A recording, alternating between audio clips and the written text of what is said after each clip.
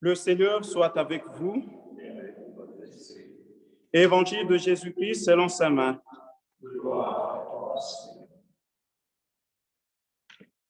En ces temps-là, un lépreux vint auprès de Jésus. Il le supplia et, tombant à ses genoux, lui dit: « Si tu le veux, tu peux me purifier. » Saisi de compassion, Jésus étendit la main, le toucha et lui dit: « Je le veux, sois purifié. » À l'instant même, la lèpre le quitta et il fut purifié. Avec fermeté, Jésus le renvoya aussitôt en lui disant: « Attention, ne dis rien à personne, mais va te montrer au prêtre et donne pour ta purification ce que Moïse a prescrit dans la loi. Cela sera pour les gens un témoignage. » Une fois parti, cet homme se mit à proclamer et à répandre la nouvelle, de sorte que Jésus ne pouvait plus entrer ouvertement dans une ville, mais restait à l'écart, dans des endroits déserts. De partout, cependant, on venait à lui. Acclamons la parole de Dieu. Chères sœurs, chers frères, en ce 6e dimanche du temps ordinaire, l'Évangile nous rappelle que Jésus est toujours là sur notre route de la vie, malgré et au-delà de notre souffrance. L'épisode de la guérison du lépreux nous présente le Fils de Dieu qui est saisi de compassion devant la souffrance d'un homme qui n'en peut plus. « Si tu le veux, tu peux me purifier. » Voilà le cri pathétique et plein de confiance qui touche le cœur de Jésus et auquel il ne peut rester indifférent. « Je le veux, sois purifié. » Notre méditation de ce matin suivra le temps de l'Évangile en 3 épisodes. L'état du lépreux avant la rencontre avec Jésus, sa rencontre avec Jésus et sa situation après la guérison. Le chapitre 13 du livre des Lévites nous présente l'arrière-fond de l'Évangile que Marc écrit en ce jour. En Israël, la lèpre était considérée non seulement comme une maladie physique, mais bien plus comme une impureté spirituelle qui avait pour conséquence l'exclusion du malade de sa communauté de vie. Les lépreux vivaient à l'écart et la seule parole qu'ils pouvaient prononcer était de crier « impur, impur ». La loi le voulait ainsi. Mais cet homme de l'Évangile renverse l'ordre des choses. Au lieu de s'éloigner à l'approche des gens, c'est plutôt lui qui s'en approche. Il décide donc d'enfreindre la loi. En quittant sa cachette, il rejette l'étiquette d'impur qui lui est collée par la loi de Moïse. Il s'arme de courage, de détermination. Il brave le tabou, il brave l'interdit pour aller à la rencontre de Jésus. Il fait donc le premier pas, un pas décisif.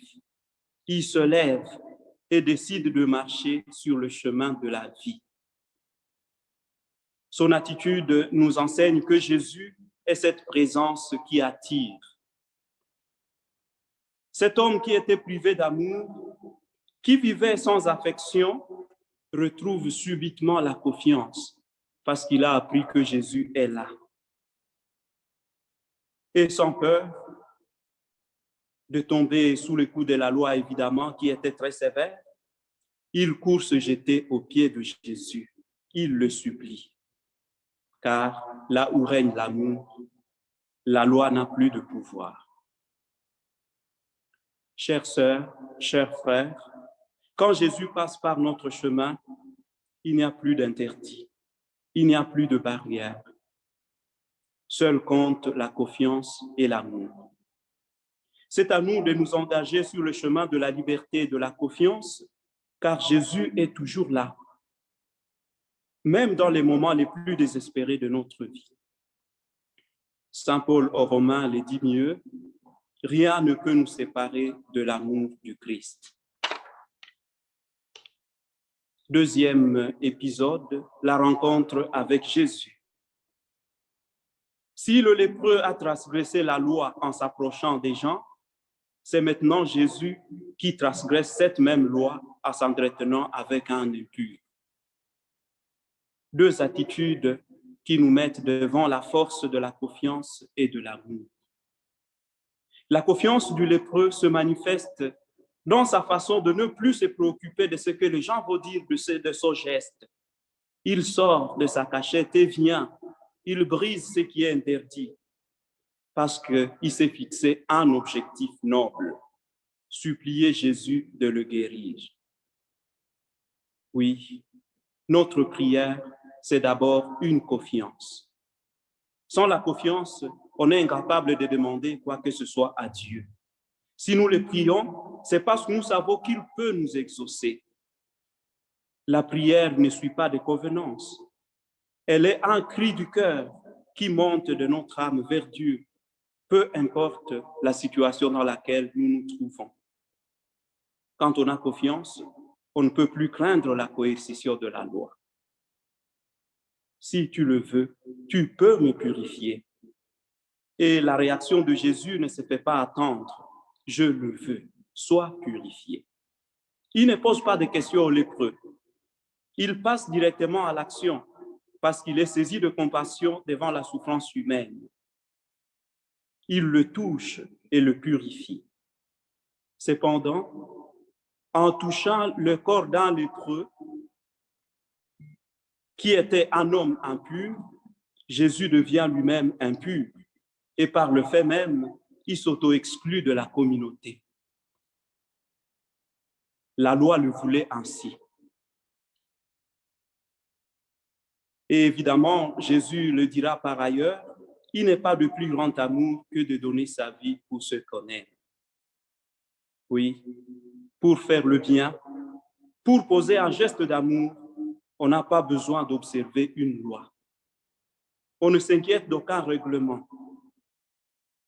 Nous savons que Jésus pouvait le guérir sans le toucher, mais il le touche pour lui témoigner cette affection qui lui a manqué depuis plusieurs jours. Il se rend proche de lui. Il prend sa lèpre pour le purifier et le réintégrer dans la communauté des vivants. C'est un geste qui nous montre que l'amour de Dieu surpasse tout et supporte tout. Nous sommes compatissants avec les personnes qui souffrent.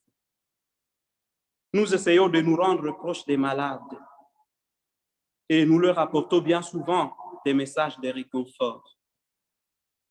Mais Jésus nous apprend jusqu'où nous devrions en arriver, toucher la souffrance, palper du doigt la misère de nos frères et sœurs, partager leur peine, non seulement en leur remontant le moral, mais surtout en implorant sur eux la volonté de Dieu.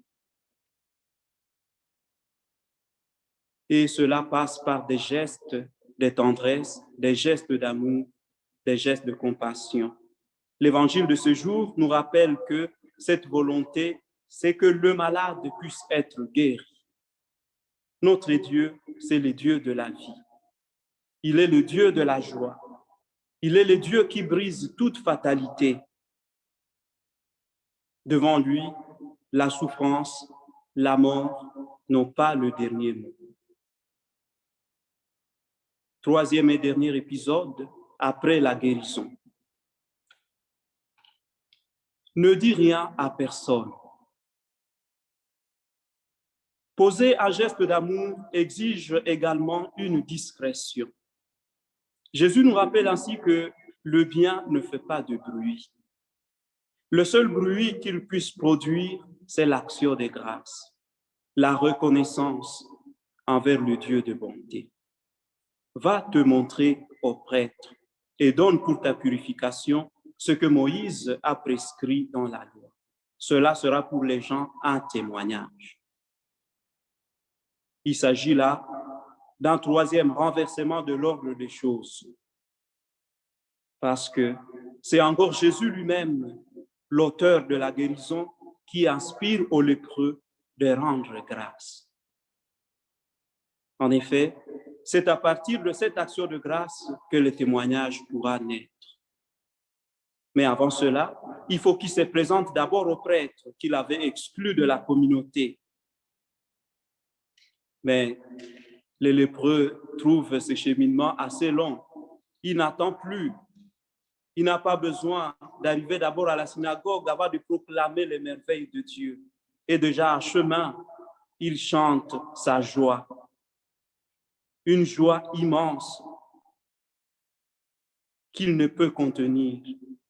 Il est incapable de ne pas parler. Pour dire que le bien ne peut être caché, il fait lui-même sa propagande. Mais Jésus, l'auteur du bien, préfère rester dans le secret. Il s'efface et laisse le bien faire son chemin. Parce qu'il a désormais un nouvel ambassadeur, un nouveau témoin de l'amour de Dieu, l'homme purifié. Et le témoignage du lépreux porte beaucoup de fruits. Les gens viennent de partout vers Jésus. L'amour discret, c'est aussi l'amour qui attire. L'amour qui agit dans l'humilité, c'est aussi l'amour qui contamine. L'impur d'hier est devenu le messager, le témoin d'aujourd'hui. À travers cet épisode, chacun et chacune d'entre nous peut lire les différentes péripéties de son existence.